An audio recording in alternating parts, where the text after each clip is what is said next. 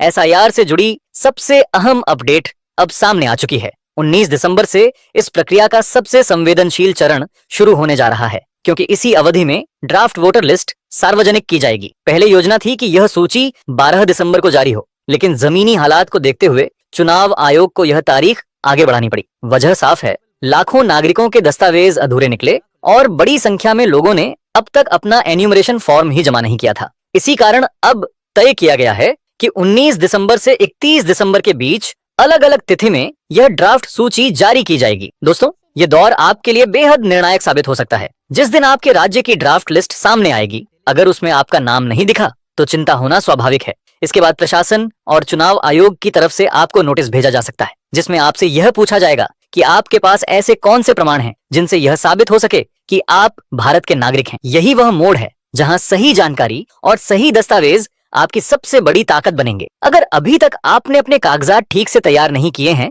तो 19 से 31 दिसंबर के बीच का यह समय आपके लिए आखिरी मौका हो सकता है। इसलिए इस वीडियो को पूरा देखना बेहद जरूरी है, ताकि आप यह साफ तौर पर समझ सकें कि कौन से दस्तावेज नागरिकता सिद्ध करने में काम आते हैं और आखिर क्यों इस समय पूरे देश में इस प्रक्रिया को लेकर बेचैनी का माहौल बना हुआ है। लेकिन दोस्तों, अगर आप पहली बार हमारे चैनल पर आए हैं तो अब भी सब्सक्राइब कर लीजिए, क्योंकि आने वाले समय में यही जानकारी आपके लिए सबसे ज्यादा काम आने वाली है। तो चलिए जानते हैं विस्तार से। दोस्तों, फिलहाल एसआईआर अभियान देश के 12 राज्यों में चल रहा है, जिसमें उत्तर प्रदेश भी शामिल है। आपने जो फॉर्म भरकर बीएलओ को सौंपा है वह सिर्फ शुरुआत है। ये मान लेना कि फॉर्म जमा होते ही आपकी जिम्मेदारी खत्म हो गई, एक बड़ी भूल हो सकती है। 19 दिसंबर के बाद प्रक्रिया का अगला चरण शुरू होगा और उसके लिए आपको अपने सभी जरूरी दस्तावेज अब भी से इकट्ठा करके व्यवस्थित रखने होंगे। ऐसा करने से आप बाद में सरकारी दफ्तरों के चक्कर, लंबी कतारें और अनावश्यक मानसिक तनाव से खुद को बचा पाएंगे। अब बात करें कि किन राज्यों में किस तिथि पर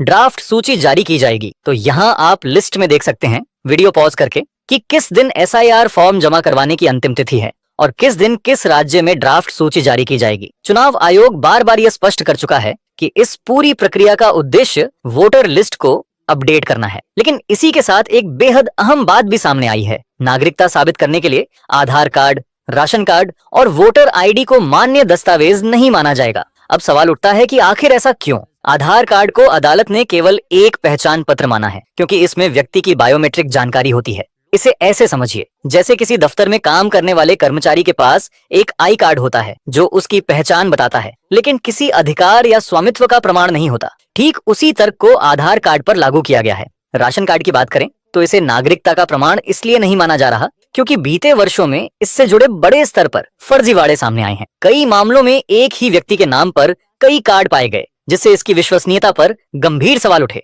अब आते हैं वोटर आईडी कार्ड पर, जो सबसे ज्यादा भ्रम पैदा करता है। यह कार्ड खुद चुनाव आयोग जारी करता है और मतदान का अधिकार केवल भारतीय नागरिक को ही मिलता है। इसके बावजूद इसे नागरिकता का अंतिम प्रमाण नहीं माना जा रहा। चुनाव आयोग का तर्क यह है कि वोटर आईडी कार्ड वर्षों पहले पुराने दस्तावेजों के आधार पर बनाए गए थे और अब उन सभी रिकॉर्ड्स का दोबारा सत्यापन जरूरी हो गया है, इसलिए इन्हें नागरिकता के निर्णायक सबूत के रूप में स्वीकार नहीं किया जा रहा। ऐसे में सवाल उठता है कि फिर नागरिकता साबित करने वाले सबसे मजबूत दस्तावेज कौन से हैं? इसका जवाब साफ है। 3 ऐसे दस्तावेज हैं जिन्हें अदालत और चुनाव आयोग दोनों ने बिना किसी विवाद के स्वीकार किया है। पहला है जन्म प्रमाण पत्र, बशर्ते वह जन्म एवं मृत्यु पंजीकरण अधिनियम 1969 के तहत जारी किया गया हो। इसे नागरिकता साबित करने का सबसे भरोसेमंद और आधिकारिक दस्तावेज माना जाता है। हालांकि हकीकत यह है कि देश के एक बड़े वर्ग के पास यह दस्तावेज आज भी उपलब्ध नहीं है। दूसरा अहम दस्तावेज है भारतीय पासपोर्ट। बहुत से लोग मानते हैं कि पासपोर्ट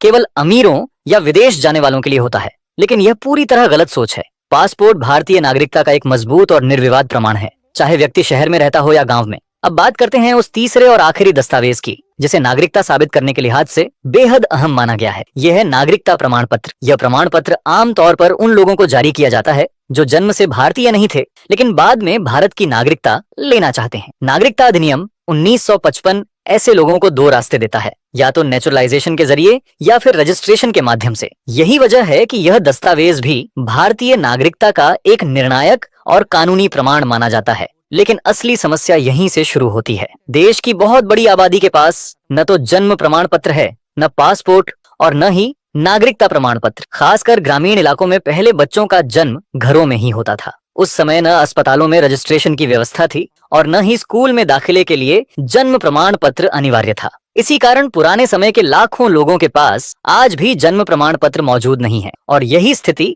उन्हें इस पूरी प्रक्रिया में असमंजस में डाल रही है। अब सवाल यह पैदा होता है कि जिन लोगों के पास पासपोर्ट भी नहीं है, और यह हकीकत है कि देश के ज्यादातर लोगों के पास पासपोर्ट नहीं होता, तो वे आखिर क्या दिखाएंगे? इसी स्थिति को ध्यान में रखते हुए सुप्रीम कोर्ट ने यह स्पष्ट किया है कि ऐसे मामलों में कुछ सहायक या सपोर्टिंग डॉक्यूमेंट्स प्रस्तुत किए जा सकते हैं। लेकिन यहाँ यह जानना बेहद जरूरी है कि ये सहायक दस्तावेज कौन कौन से हो सकते हैं। अगर आपके नाम पर कोई जमीन है और उसकी रजिस्ट्री या बेनामा उपलब्ध है, चाहे वह आवासीय हो या व्यावसायिक, तो उसे एक सपोर्टिंग डॉक्यूमेंट के रूप में दिखाया जा सकता है। लेकिन इसमें एक शर्त बहुत अहम है। उस दस्तावेज में दर्ज आपका नाम, पिता का नाम और उम्र आधार कार्ड, राशन कार्ड या परिवार रजिस्टर में दर्ज विवरण से मेल खाने चाहिए। अगर नाम की स्पेलिंग, उम्र या अन्य जानकारी में कोई भी अंतर है तो अभी से उसे सही करा लेना ही समझदारी होगी, ताकि आगे चलकर किसी तरह की परेशानी न हो। बेहतर यह होगा कि आप अपने परिवार के लिए खुद एक तरह से रिकॉर्ड मैनेजर बन जाए। सभी दस्तावेजों को अपडेट कराएं, उनकी फोटोकॉपी और मूल कागजात एक साथ रखें और एक फाइल में व्यवस्थित करके सुरक्षित रख लें। इससे भविष्य में जब भी कोई सत्यापन हो, आप बिना घबराए अपने दस्तावेज प्रस्तुत कर सकें। अगर आप किसान हैं और आपके पास खतौनी है तो यह भी एक महत्वपूर्ण सहायक दस्तावेज माना जा सकता है। इसके अलावा 10वीं की मार्कशीट भी उपयोगी साबित होती है, क्योंकि उसमें आपकी जन्म तिथि दर्ज रहती है। स्कूल की transfer certificate, TC, LIC policy, डाकघर की पासबुक, बैंक पासबुक या फिर अगर आपने कभी सरकारी नौकरी की है तो उससे जुड़ा कोई भी आधिकारिक रिकॉर्ड, ये सभी सहायक दस्तावेजों की श्रेणी में आते हैं। लेकिन यहाँ एक बात बहुत साफ साफ समझनी जरूरी है, ये सभी दस्तावेज पुख्ता और अंतिम प्रमाण नहीं होते। अदालत की भाषा में इन्हें सर्कमस्टेंशियल एविडेंस यानी परिस्थितिजन्य साक्ष्य कहा जाता है। जैसे किसी केस में ये सबूत सीधे यह साबित नहीं करते कि किसी व्यक्ति ने अपराध किया है, लेकिन यह संकेत जरूर देते हैं कि उसका उससे कोई संबंध हो सकता है। ठीक उसी तरह ये सहायक दस्तावेज यह सीधे साबित नहीं करते कि कोई व्यक्ति भारतीय नागरिक है, लेकिन यह जरूर दर्शाते हैं कि वह संभवतः इस देश का निवासी और नागरिक हो सकता है। अब आते हैं एक सबसे महत्वपूर्ण सवाल पर, नागरिकता पर अंतिम फैसला आखिर करता कौन है? बहुत से लोग यह मान लेते हैं कि यह अधिकार चुनाव आयोग के पास होता है, लेकिन यह एक बड़ी गलतफहमी है। किसी व्यक्ति के भारतीय नागरिक होने या न होने का फैसला भारत सरकार का गृह मंत्रालय यानी मिनिस्ट्री ऑफ होम अफेयर्स करता है। चुनाव आयोग का इस निर्णय में कोई सीधा रोल नहीं होता।